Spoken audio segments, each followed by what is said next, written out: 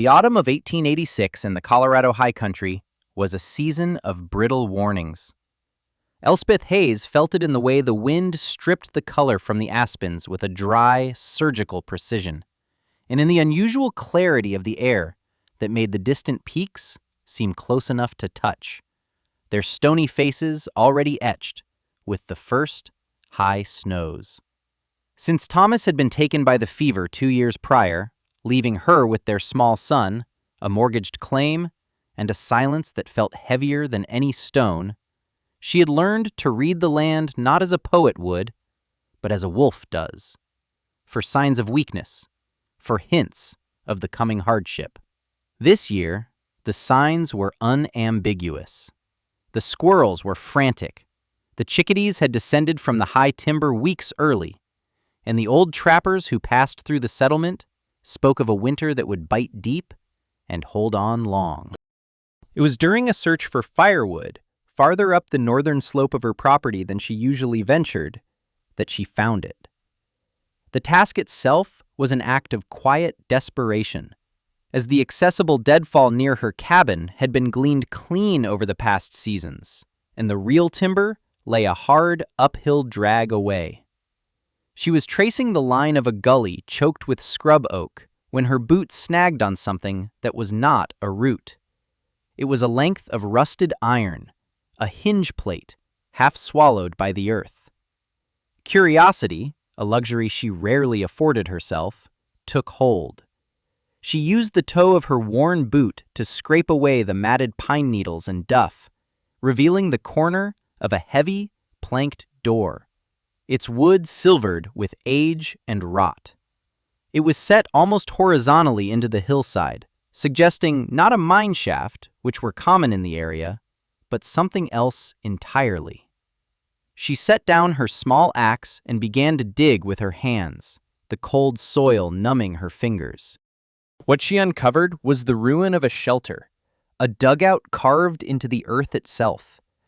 The roof, long collapsed, had been made of heavy timbers overlaid with sod, which had since slumped inward, filling the space with a dense mass of earth and roots. But the walls, she saw as she cleared more debris, were made of dry stacked stone, fitted with a skill that spoke of patience and time. It was small, no more than 10 feet square, but the stones held. They were solid, a part of the hill.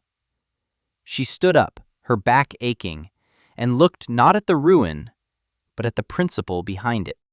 Her father, a man who had surveyed vast tracts of this unforgiving land, had always spoken of the earth's own quiet warmth, its thermal constancy. Below the frost line, he used to say, tracing a line in the dirt with a stick, the ground holds a steady heart. It doesn't care about the blizzard or the sun. It just is. In that moment, looking at the collapsed shelter, Elspeth was not seeing a hole in the ground filled with dirt. She was seeing a solution. The work began the next day, and with it, the attention of her neighbors. Her claim was the last one before the land tilted up into true wilderness. But Amos Kelleher's spread was within sight, and he was not a man to miss any deviation from the established rhythms of settlement life. He rode over on his third day of digging, reining in his horse at the edge of the growing pile of excavated earth.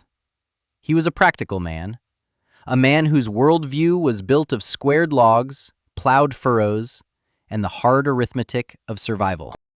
He saw Elspeth, a widow with a young son, not building a necessary root cellar or shoring up her cabin, but digging a hole in a lonely hillside.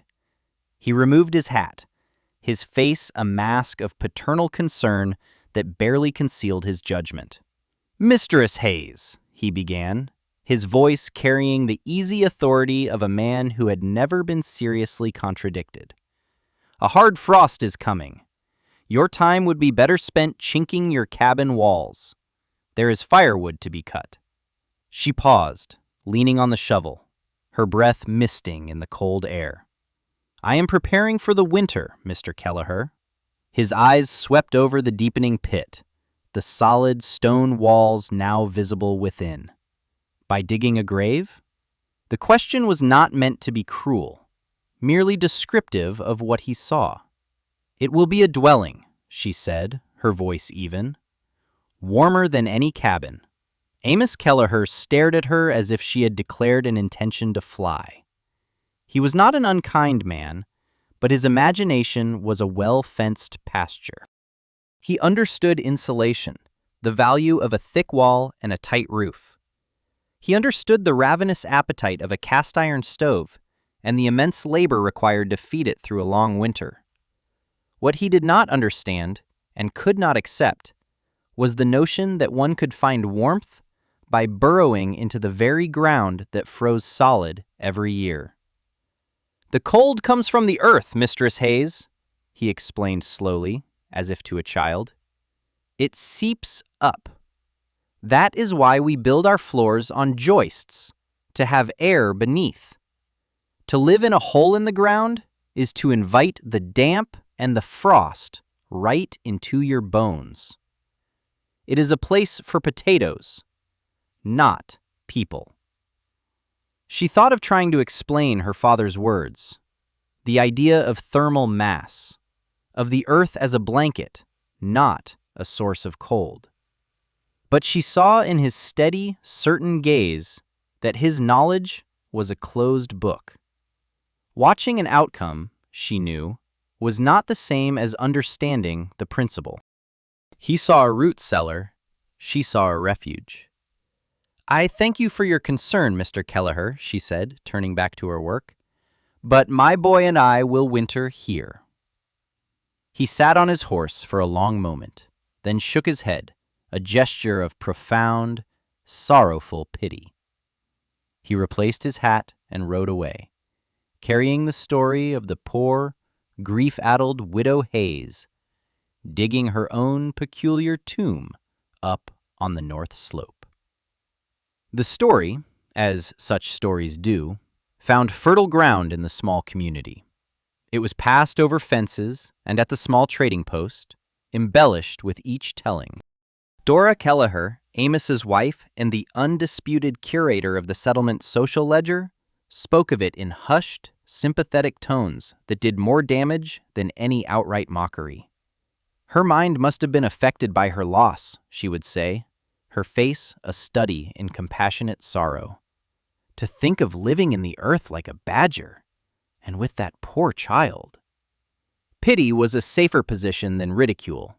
It allowed for a feeling of charitable superiority without the sting of outright cruelty. Others were less circumspect. They called it Elspeth's folly, or the widow's burrow. Men would stop their wagons on the track below her claim and point up at the growing mound of fresh earth beside the hole, shaking their heads at the waste of a woman's labor in the face of a coming winter. Only Constance Hartwell, a woman who had weathered her own share of hardship and gossip, remained silent. She would sometimes watch Elspeth from the edge of her own property, her expression unreadable. She did not offer advice, nor did she join the chorus of doubters. She simply watched, a quiet, neutral presence in a world that had already passed its judgment. Elspeth was aware of the talk. She felt the weight of the community's collective skepticism like a physical pressure, another form of weather to be endured. But doubt was a fire that required the fuel of another's opinion, and she had long ago learned to live on her own stores. Her focus narrowed to the task at hand, to the rhythmic cycle of labor that pushed thought aside. Inside her head, it was not the voices of her neighbors she heard, but the calm, instructional voice of her father. He had been a man of quiet observation, more comfortable with the language of rock strata and watersheds than with the pleasantries of society. He had taught her to see the world not as a finished thing, but as a collection of processes and principles. She remembered standing with him on a windswept ridge in midwinter, the wind a physical force that stole the breath. He had led her to a deep snowdrift that had formed against a granite outcrop.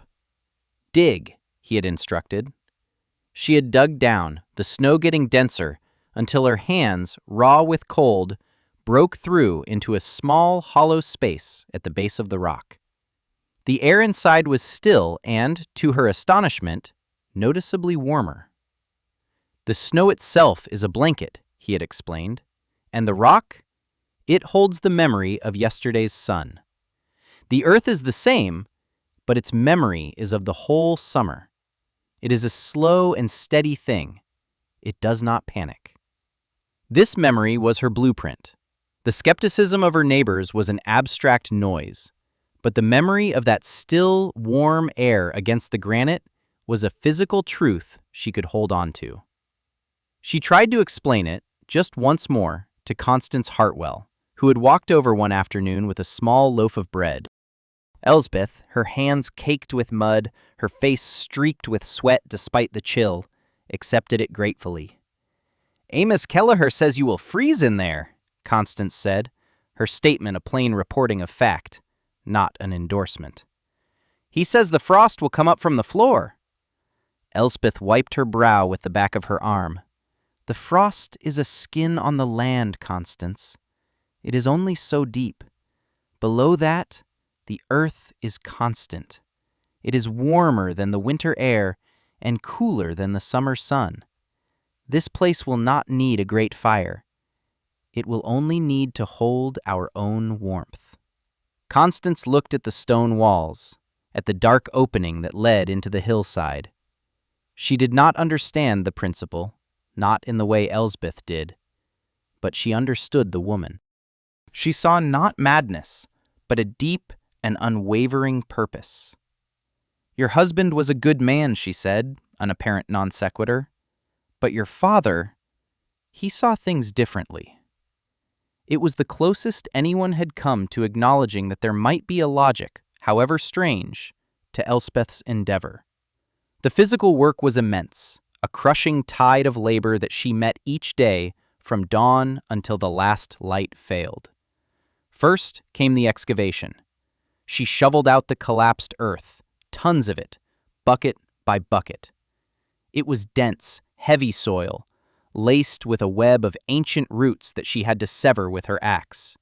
Her hands, already calloused, blistered and bled and then hardened into thick pads of leather. Her shoulders and back settled into a permanent, deep ache.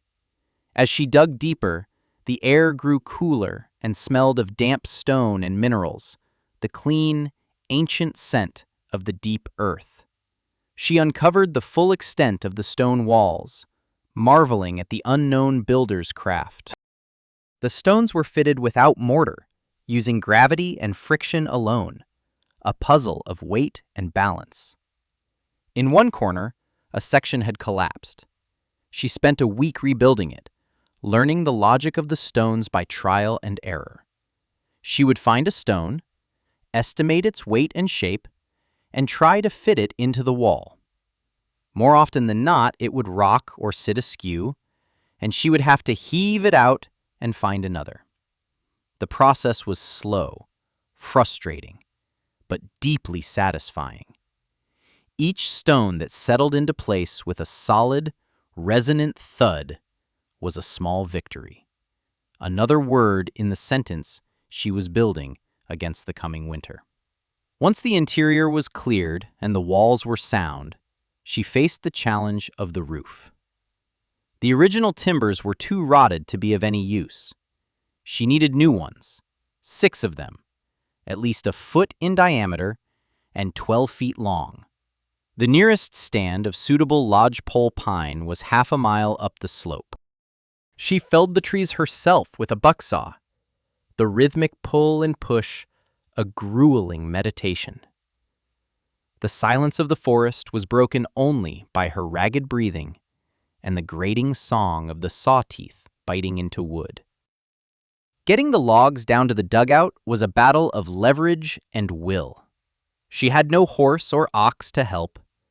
She used a system of levers, fulcrums, and rollers, moving each massive log a few feet at a time. It was a brutal, inching progress that took more than a week. Several times a log would slip its moorings and roll, and she would have to scramble out of its path, her heart pounding with the nearness of disaster. But she persisted, her focus absolute. She was not merely moving logs, she was wrestling with physics, learning the practical language of mass and momentum. With the main beams finally in place, resting solidly on the stone walls, she constructed the roof deck. She used smaller poles laid perpendicular to the beams, lashing them down tightly. Over this, she layered pine boughs, creating a thick, springy mattress to cushion the final layers. The most critical part was the sod. She had seen it done on the sod houses of the plains, but her father had explained the finer points. The best sod was not just any patch of grass. It had to be thick, with a dense, tangled root system that would hold the soil together. She found what she needed in a small, damp meadow halfway down the slope. She cut the sod into manageable squares with a sharpened spade, each slice a careful act of surgery on the living skin of the earth. She hauled them uphill on a crude travois she fashioned from 2 poles. The weight was staggering. She laid the sod bricks carefully over the roof, grass side down for the first layer, grass side up for the second, overlapping them like shingles. The roots, she knew, would eventually grow together, creating a single, seamless, living roof that would be all but impervious to water and wind. The final details consumed the last weeks of autumn. She fashioned a new door from thick planks salvaged from a collapsed shed. Fitting it into a sturdy frame she built into the entrance. She hung it on the salvaged iron hinges, the screech of the metal a satisfying sound of closure. Inside, she laid a floor of flat stones, painstakingly leveling them in a bed of sand. In one corner, she built a small, efficient fireplace with a narrow chimney that vented up through the sod roof, carefully lined with clay and stone to prevent any risk of fire. It was not a large fireplace meant for roaring fires, but a small, contained hearth designed for modest, slow-burning embers. The final touch was a sleeping platform, raised 6 inches off the stone floor and piled high with fragrant pine boughs and all the blankets and hides she owned. When she was done, she stood in the doorway and looked back at her cabin, 100 yards distant. It looked fragile, exposed, a flimsy box of wood perched on the land. Her dugout was part of the land itself. It did not stand against the hill. It grew from it. The work had taken her 2 months. She had grown leaner, harder, the lines on her face deeper. But as the first flakes of snow began to drift down from a sky the color of lead, she felt not fear, but a profound and quiet readiness. The first blizzard of the season arrived not with a gentle prelude, but as an outright assault. It began in the late afternoon, the sky darkening with an unnatural speed. The wind, a low moan for hours, rose to a piercing shriek, and the snow, which had been falling in lazy spirals, was suddenly driven horizontally, a blinding white torrent that erased the world. In the scattered cabins of the settlement, families scrambled to make their final preparations. Extra wood was brought inside, livestock were secured in their barns, and cracks around windows and doors were stuffed with rags. The sounds of the storm were intimate and terrifying. The constant percussive rattle of driven snow against the windows, the deep groan of the log walls under the pressure of the wind, and the high, lonely howl of the gale as it tore at the shingles. For Amos Kelleher, the storm was a familiar enemy. He sat by his stove, feeding it split logs from the stack beside him, feeling the drafts that snaked across the floor, and knowing that every blast of wind was sucking the precious heat right out through the walls of his well-built home. He thought of the widow Hayes in her hole in the ground, and felt a grim certainty that he would be leading the party to dig her and the boy out in the spring.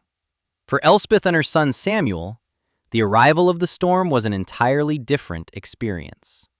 They had moved into the dugout 3 days earlier, bringing with them their stores of food, their bedding, and a few precious books. When the wind began to rise, Elspeth secured the heavy plank door, dropping a thick wooden bar into its iron brackets. The world outside vanished. The roaring gale was instantly muffled, reduced to a distant bass rumble, like a far-off waterfall. The oppressive, chaotic violence of the blizzard was shut out, leaving them in a sanctuary of profound quiet and stillness. Samuel, who was usually terrified by the winter storms in the cabin, looked around the small, candlelit space with wide, calm eyes. The air was cool, but it was a still, placid coolness, entirely free of the drafts that had plagued their cabin. There was no rattling, no groaning of wood, no sense of being under siege. They were not fighting the storm. They were simply outside of its reach. Elspeth lit a small fire in the hearth, using just a few pieces of seasoned aspen. The fire was not a desperate measure against an invading cold, but a small, cheerful addition to an already stable environment. It was for light, for cooking, and for drying the slight dampness from the air. She watched the flames for a long time, listening to the gentle hiss of the wood. This was the period of faith, the test of the principle. She had done the work, she had followed the logic her father had given her, but the proof was in this moment, in the quiet reality of the shelter. She had to trust the unseen forces she had banked on, the immense thermal mass of the earth around them, which was now slowly and steadily releasing the memory of summer's warmth into their small chamber. The stone walls, cool to the touch, were not leaching their heat. They were a barrier, a thermal shield. The thick sod roof, now being buried under an ever-deepening blanket of insulating snow, was a silent, perfect seal against the howling wind. She had not built a house to fight the winter. She had built a vessel to ride within it. The blizzard raged for 4 days. For Elspeth and Samuel, the time passed in a slow, peaceful rhythm. They slept warm under their pile of blankets. They ate stew heated over the small fire, and Elspeth read to him from a worn book of stories.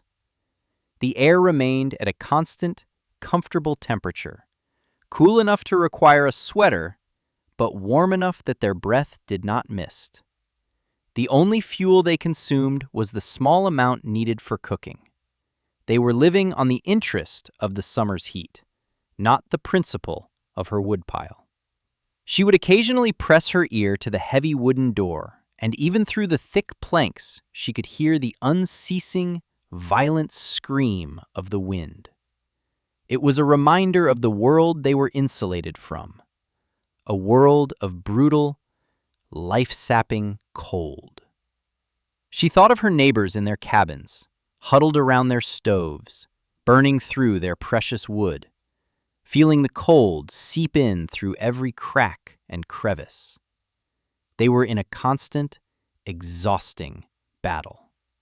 She was at peace. She had trusted the process, and the process had held. On the 5th morning, she awoke to a profound silence.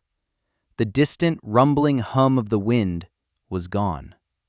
She lifted the heavy bar from the door and pushed. It would not budge. For a moment, a sliver of fear touched her, the thought of being entombed. But then she understood. She pushed harder, with her shoulder, and the door scraped open a few inches against a solid wall of white. A sliver of brilliant blue-white light sliced into the dim shelter. She worked at it for several minutes, pushing and digging with her hands, until she had opened it enough to slip through. The world that greeted her was utterly transformed.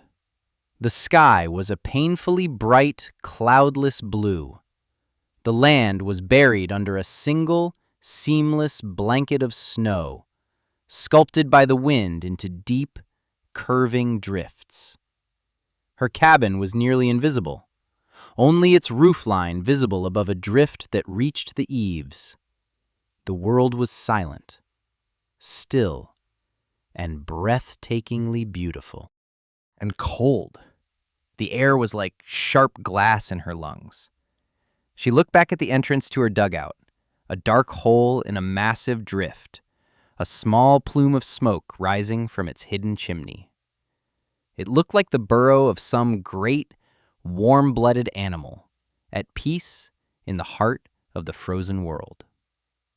This was the sensory proof, the undeniable climax of her long labor. It was the feeling of that intensely cold, clean air against her face, contrasted with the memory of the stable, gentle coolness of the shelter she had just left. It was the silence of the landscape, a silence she had already been living in for days. She took a deep breath, feeling a sense of quiet, powerful triumph that had nothing to do with pride and everything to do with a rightness, a harmony she had achieved with her environment. She had not conquered the winter. She had simply declined to fight it on its own terms. She had listened to the earth, trusted its slow and patient wisdom, and it had kept her safe. Her father's words came back to her, not as a memory, but as a living truth she could feel in her bones. The earth does not panic. In that moment, the exhaustion of the past months fell away, replaced by a deep and abiding sense of peace. The experiment was over. The principle was proven. It was 2 more days before anyone could move about the settlement. The snow was deep and powdery, making travel exhausting. The first visitor was, as she had expected, Amos Kelleher. He appeared on snowshoes, his face rimmed with frost, his expression grim. He was carrying a shovel.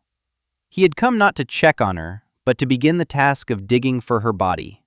When he saw her outside, calmly clearing a path from her doorway, her son playing beside her, making a small snowman, he stopped dead in his tracks.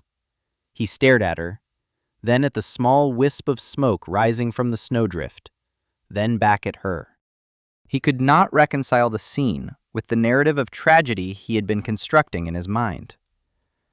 "Mistress Hayes," he said, his voice hoarse, "you are alive." "I am well, Mr. Kelleher," she replied, leaning on her own shovel, "and warm." His practical mind, unable to process what he was seeing, demanded data. He looked at the massive drifts, at the sheer volume of snow. "Your woodpile," he said, gesturing toward the spot where it should have been. "It is buried. How did you stay warm? You must have burned everything you had." "I have used very little wood," she said. "The fire is for cooking, mostly. The earth keeps us warm." He shook his head, the ingrained skepticism still warring with the evidence before him. "That is not possible." "Would you like to see?" she asked. He hesitated, then gave a curt nod. He followed her through the narrow opening into the dugout. The change was immediate and shocking. He stepped from a world of blinding white and biting cold into a space of dim, quiet warmth. He felt the still air on his face, an air that was cool, but held no trace of the deadly frost that was outside. He saw the tiny fire, a handful of embers that could not possibly heat a conventional cabin. He saw the stone walls, the earthen roof above. He ran a bare hand over the stone, and it was cool, but it did not suck the heat from his flesh.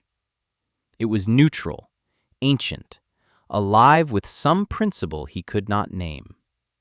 He stood in the center of the small room for a full minute, silent, turning slowly, taking it all in.